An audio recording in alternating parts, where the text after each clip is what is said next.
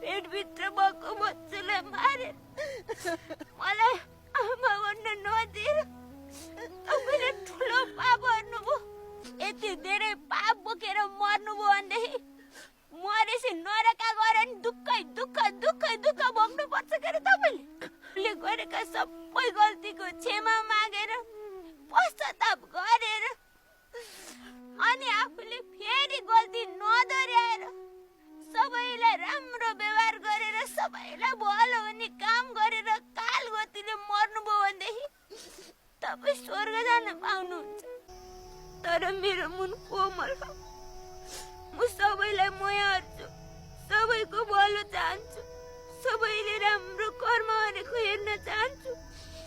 मलाई मार्न खोज्ने मेरो शत्रु पनि बाँचोस् भन्ने चाहन्छु।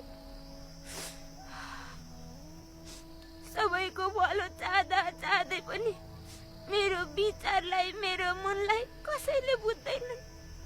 त्यही भएर मेरो मुन्छेसँग कुरो मिल्दैन। मैले यति ठुलो अपराध गर्दा पनि तिमीले मलाई क्षमा दिएकी छौ। यति गर्दा पनि म सुध्रिन भने कसैले नथाहा पाउने गरी म आफूले आफूलाई नै सघाइदिन्छु।